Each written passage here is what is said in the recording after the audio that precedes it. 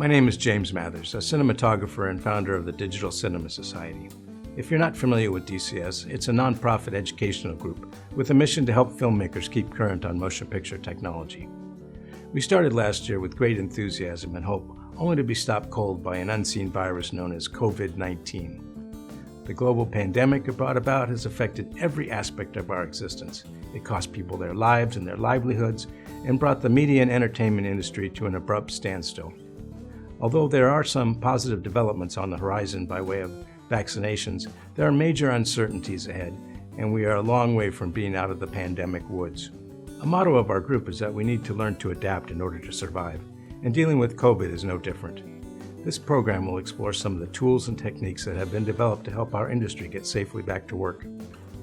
We interviewed filmmakers, business leaders, and technologists on location using the same COVID safety protocols we were investigating to see how they are helping to get us all safely back to work on set.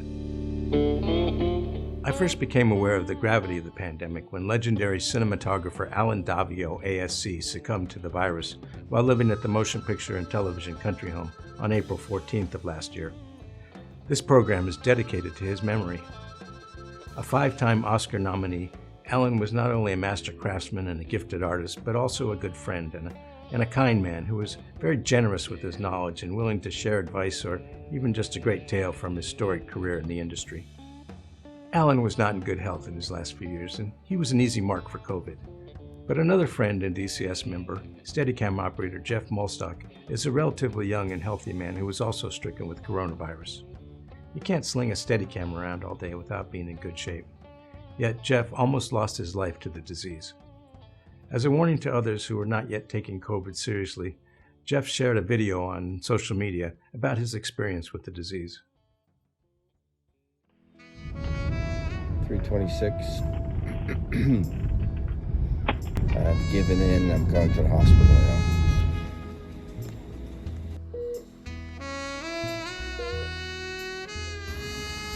Rough night. Convulsing all night. Couldn't breathe. I miss my family. I thought I was gonna die yesterday. I started writing down stuff. And my kids. The isolation is weird. A lot of time to think.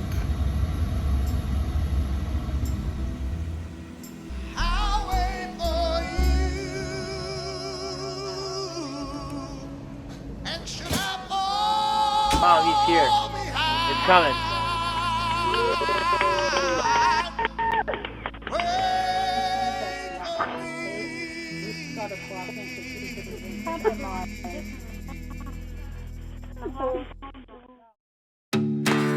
So how is the industry adapting? We first talked to COVID compliance officer Chris Salas to find out about her job and how she works to keep COVID at bay for the production she works on. Hi, my name is Chris Salas. I am a COVID compliance officer. So my job is to keep people safe on set. What I do, I'm gonna walk you through the day. What I do in the morning is first check their temperature. I have to make sure that people fill up a questionnaire asking people like, do you have symptoms? Have you been exposed to somebody with COVID-19? And anything that could protect the production. As part of my job, I do need to verify that you have been tested. As part of SAG rules now, all union jobs require you to be tested prior to arriving on set. My job is also to make sure that people are separated into zones or pods, depending on the production and what their needs are. We would have the camera people, we would have the grip and like rigging grips, we would have makeup and hair. So those are all different pods, and then the zones would be depending on how close they get to talent. Anybody that is in close proximity to the talent when they're not having a mask. It's a lot of like mental, like taking note of like who's where, who's who, and making sure that a lot of people are always wearing proper PPE. My job is to make sure that they wear it properly, that people have face shields when they're in close contact with the talent, and like washing their hands, spraying alcohol when needed, and making sure that I decontaminate the high touch areas. I guess the hardest part of my job is to kick people out of set, because that has happened when somebody does not want to cooperate and they're just being essentially putting other people at risk and a liability for the production. So essentially It's a lot of just taking care, being kind of like the outside eyes of the crew, and helping the AD make sure that things are done securely and safely for everybody, so we can all go home and be safe. We next visited with Michael George, the Chief Operations Officer at Panavision, to see the steps they are taking to keep their customers and staff safe during the pandemic. As you can see, we're in an empty theater here in Woodland Hills, California, which is Panavision's world headquarters. We really started with a communication platform. So on our website, we built a portal to allow us to communicate out to the public and to our customers, as well as our employees, on all the protocols, all the return to work protocols that we developed, so that they really knew what to expect when coming to a Panavision location. We then developed all the proper signage to ensure that employees and customers understood what the expectations were, as well as ensuring that we had proper personal protective equipment available for both employees and customers as they entered into the facility.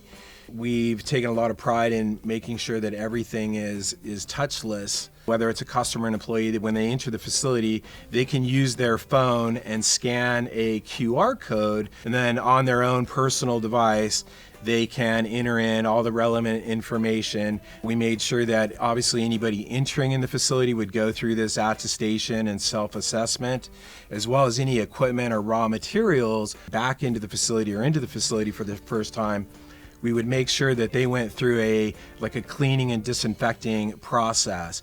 Even though we're already adhering to all the regulatory protocols, and we're wearing all the proper PPE, whether that's a face mask, gloves, the use of hand sanitizers. We felt that, just going above and beyond and ensuring that all the equipment was, thoroughly disinfected and thoroughly cleaned before we brought it in would be of, tremendous value to everyone's health and well-being during this pandemic. We spoke with audio supervisor Nico Ruderman inside his mobile sound recording studio about the importance of wireless communications on set.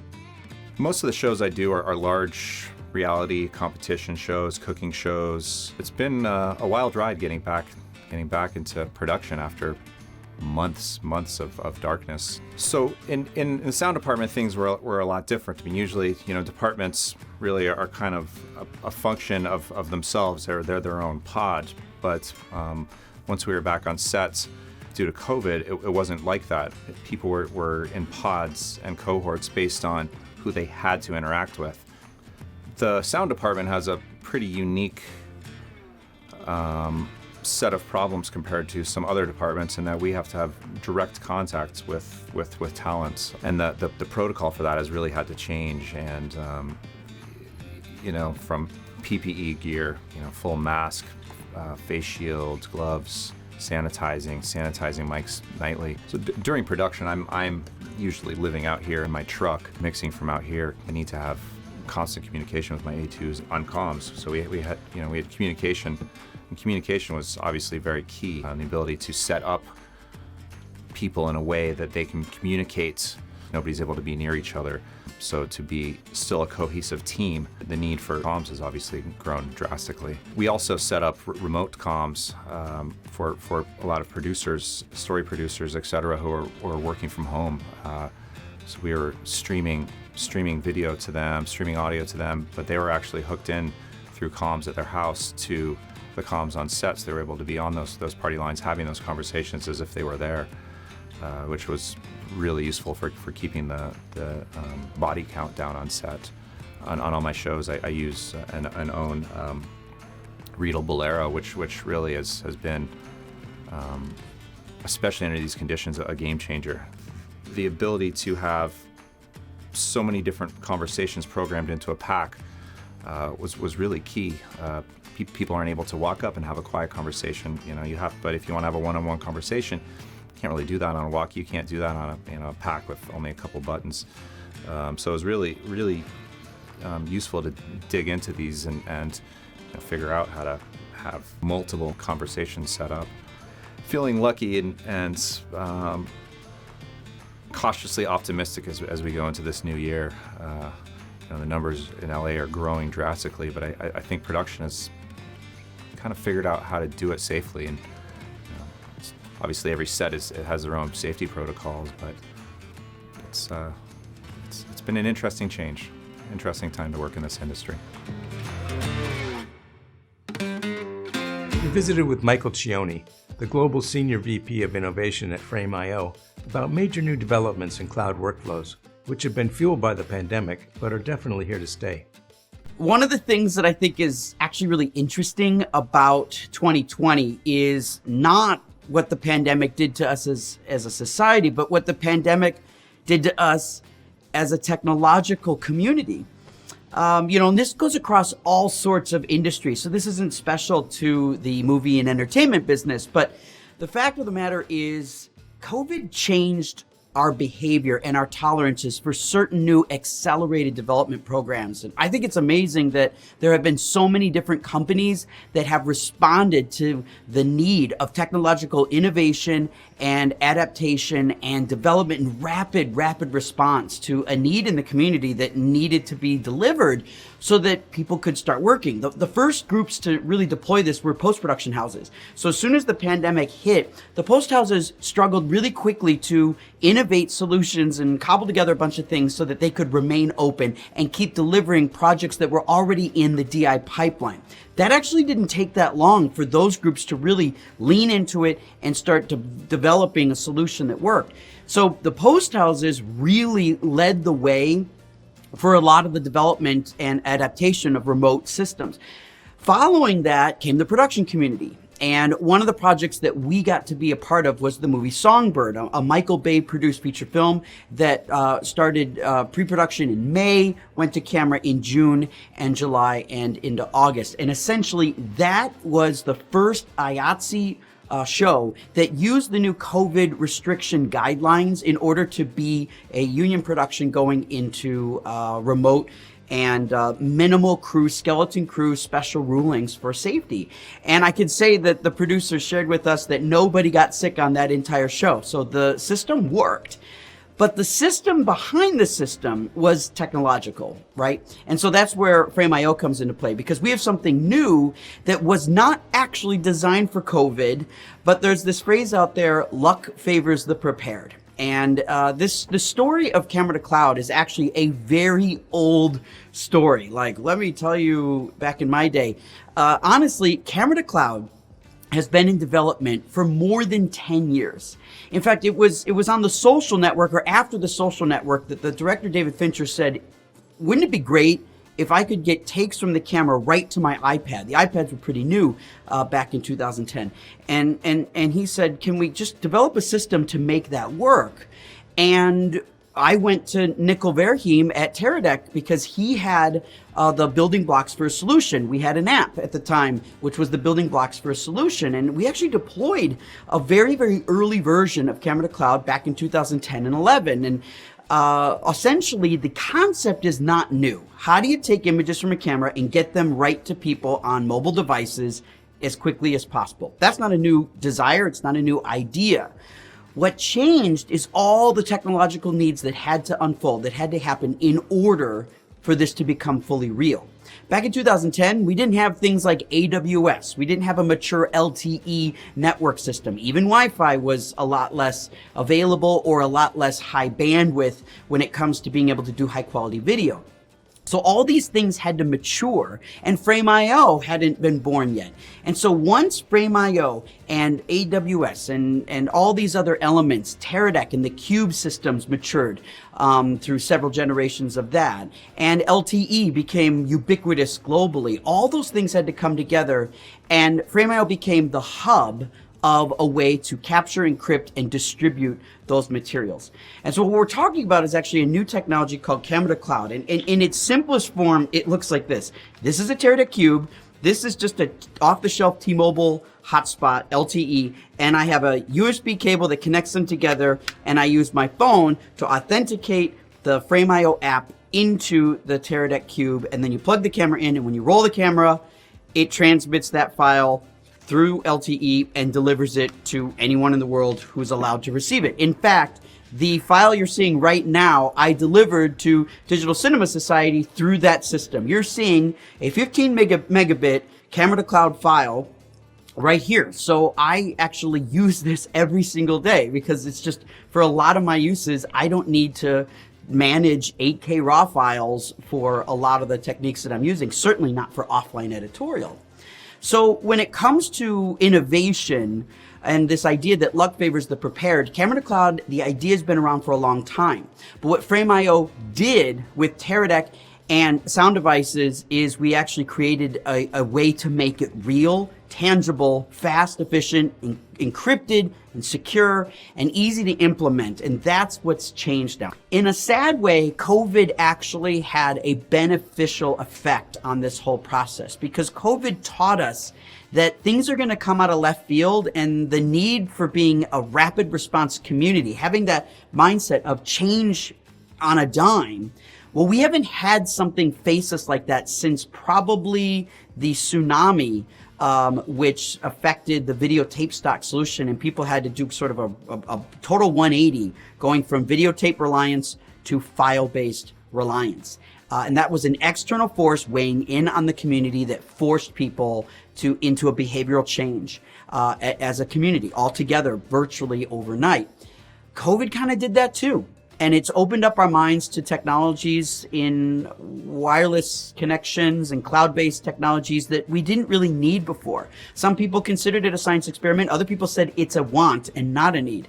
But now everybody realized it's a need. In fact, everybody's realizing that you cannot make a movie, you cannot make a TV show, you cannot work for an OTT company if you don't have the internet as part of your core production tool set. When the pandemic is finally over, we're not going back to hard drives and waiting for dailies and waiting for remote transmission and waiting for deliveries of hard drives and shipping things. All that is now part of the past.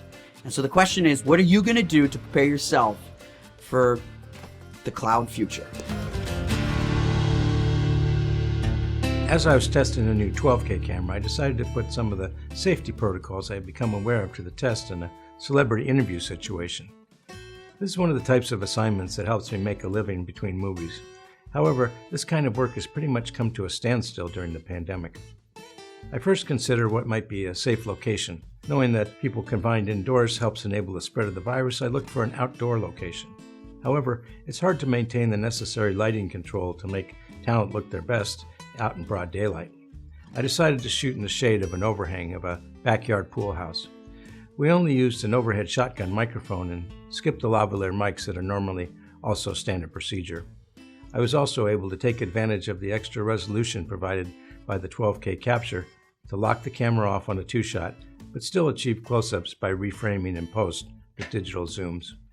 I didn't want the subjects to have to wear a mask on camera, so even though the camera was backed off to a safe distance of about 12 feet, I was wearing a mask and the only crew member present for the interview, we took the extra step of placing a transparent barrier between myself and the talent. It's a new product from Matthews Studio Equipment known as the Math Shield, designed as a quick deployment barrier made of marine-grade vinyl that you can see through and in some cases even shoot through. It's basically a 40 by 40 inch clear floppy, which we also used on several of the other interviews. Our next interview is recorded remotely with Panasonic's Rob Brambila on the subject of remote production. At Panasonic, we've been dealing with remote cameras and remote productions for quite a while now. With our PTZ cameras, which stand for pan, tilt, and zoom cameras, we've been supporting remote productions already. So when the pandemic hit, there were a number of shows where the hosts were forced to isolate or shoot their own video from home. We were able to really help them set up environments that they could not only control and deal with remotely, but bring the technology at a level that looks fantastic, but at the same time can be approachable and usable for pretty much everybody on every skill set. We're able to connect remotely to a controller and a camera, which allows us to not only set up individual presets, but control the camera directly from the joystick here. Not only control the camera with presets, so that we can fire off presets whenever we need to, but we also have complete color imagery control directly from the front panel. Because this works on a network, We're able to extend those networks across the internet in order to be able to control cameras on the other side of the world. Anytime you can be able to access a network via VPN access, VNC access, any of the current solutions that we're utilizing in order to gain access to these remote controls and protocols, we can install and control our cameras. So it makes it very easy for us to be able to send out kits and have full control from your control room or from home for wherever you are actually doing your show. Some of the shows that we're currently dealing with now are Selena and Chef on HBO Max, as well as The Circle, which is currently on Netflix. So with Selena and Chef, we were able to completely support the production remotely. Selena was isolated in her home with just her family and very close friends, and she kept her bubble very small. One of the biggest things was specifically being able to control positions of cameras, presets of cameras, color of cameras, shading of cameras all the way through, because obviously we can't expect talent to set up the cameras and production technology themselves. We've set up numerous environments specifically to be able to remotely do interviews, to remotely do quick hits from pretty much anywhere in the world. And the beauty of this is that with setups like this, you can send a kit out that literally just needs to be plugged into an outlet and an Ethernet port and have full control from the other side of the world. So a local 600 member, Aaron Grosso from Antagonist Camera, actually decided to take some initiative and build out a kit. It incorporates lighting, audio, camera positioning. It can be basically wheeled in, plugged in, and set up, controlled from anywhere in the world, and it's an all-in-one unit. So we're really seeing how production techniques are really changing. There's been a number of advancements that have come about because of the pandemic, primarily with technologies that allow us to be able to push streams across the open internet, bring in video sources from all over the place. But the biggest thing with Panasonic specifically is just being able to utilize and take advantage of some of the advances that have come about. Vlog capture output, that's one of the biggest things. Now imagine being able to take a camera like this that's used remotely and matching it with high-end cinema cameras like Vericam, like EVA 1. It makes it very easy to be able to slot a camera like this into a production, and not even just as a B cam, but as an A cam. So as we're starting to see, even after the pandemic, I really believe that remote production is going to be here to stay. We're seeing how it can actually make a lot of production techniques easier. It can help with budgetary concerns.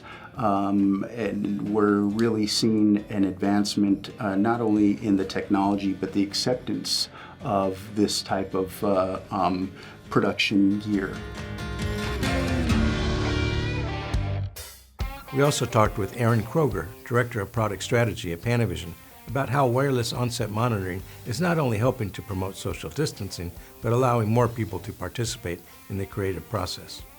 So when the onset of the pandemic came, obviously we had a lot of operational things to implement, but then also we really quickly started to see that, the effects that were going to happen on set were going to require technology in order to achieve that. And one of the things that I think is kind of interesting is how there was a lot of technology and a lot of things that we implemented in the DXL that were just implemented in our industry that were really kind of created for convenience. And then now with the new safety protocols being implemented on set, we're seeing them going from a convenience to a requirement and a necessity. So previously implementing things like wireless camera control. So we have a Wi-Fi based or hardlined DXL control app. So we can actually, it was a convenience, like, oh, you don't have to lower the crane, or your camera assistant can just on the fly change it. But now when we start talking about these bubbles and social distancing, and limiting the number of people within a range, having these technologies to be able to control as much as possible remotely is more important than ever. I think the first one that obviously comes to mind is monitoring. Generally, you're going to have a person at the camera, and yes, they can change the settings, but our typical video village systems that we used to run in the past, we're so used to a large group of people gathering around a monitor. And right off the bat, I think Video Village was one of the first things we kind of saw as like, and monitoring was just like, okay, that's a congregation of people, which is just not going to be allowed in, with COVID safety protocols. We've been using wireless video transmitters for quite a while, but again, now it's just moving into that. Now it's a necessity. And luckily, technology again was on this path that was really kind of setting us up to be able to implement a lot of these things. So, with using new 4K, so the Bolt 4K video transmitters, not only are we able to just send video to Video Village, we actually are able to, it's not at a cost, it's not at a compromise. So we're actually able to, on DXL, we have a 4K HDSDI output that we're able to send a single cable into the Bolt 4K, and then we're able to transmit a 4K HDR image back to Video Village, or really out to the web, out to anywhere. And so again, I think one of the really important things, and from my standpoint, wanting to be pushing technology and staying and offering the best solutions, again, is not to just come up with solutions that meet the requirements or that just work. You also want to, we might as well use this as an opportunity to better all of these scenarios in addition. So another really important thing is, even though, we have our zero latency, 4K HDR, but again, that's just now going to set, right? So now we're still in this bubble, and there is still going to be a lot of people on set, and that's important, and then the ability to be able to pair to multiple receivers, so that way, instead of this one hub of a Video Village, we're going to have monitors dispersed in different zones in the set, and the ability for people to have their own feed. But it goes beyond that. So then we really had to start looking at how do we expand beyond the physical set and beyond like Wi-Fi transmission, and how we're actually getting things out to the internet and really to like an unlimited number of people. And so there's several different technologies out there, but we've been utilizing and working with Teradek on with one of their Bolt products, and they have a few other products and some new products coming out. But what's really cool about that, and we've been seeing a really big uptick in that, is just this ability to take video, take HDSDI and turn it into IP, turn it into data. And at that point, we can then send it to iPads on set. We can also send it up to the internet, and then really go to an unlimited number of people, places, tons of different ways to look at it. And again, this now allows a high quality image to be able to be viewed anywhere. And so again, we're not making these compromises of people having to go from being on set, and then having to be removed and working remote. Well, now they're still able to get a high quality image and able to be involved in the creative process and still, be part of that project, even if they're not physically right there within, a few hundred feet of the set and of the camera.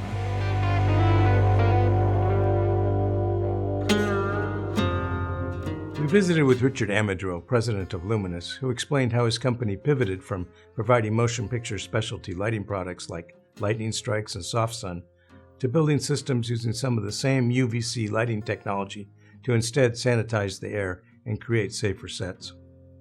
At Luminys, we have the SoftSun and the lightning strike. When the pandemic started, we started to look at other ways to leverage the UV inside our lights. The biggest way we found to do that was to help clean air. So the idea of how the device works is air goes in through the intake at the bottom, goes up and around, dwells in the reactor where it's sterilized by the UV, and then is pushed back out and through the top into the breathing zone where the people are. An important thing about all this is, yes, we're cleaning the air, but this is not a panacea. Nothing is going to protect you from direct contact or being silly. What we're saying is you're maintaining 6 feet, you're wearing your mask, and we're cleaning the air as well. That's what's going to make this work. It's about all the things together that we can do. If there was just more layers of protection there so we could continue to work together, continue to move forward, and never shut down again, that's what we're here to do.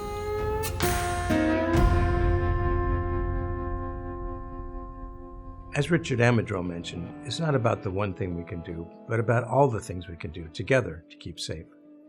Although mass deployment of vaccines has begun and there's been a great deal of progress with therapeutics, variants of the virus keep appearing, and conventional wisdom tells us it could still be a long while before things might start returning to anything resembling our pre-pandemic work environment. It's up to each of us to join forces and do everything we can do to be able to return as soon as possible to a healthy and prosperous workplace. Thank you for doing your part.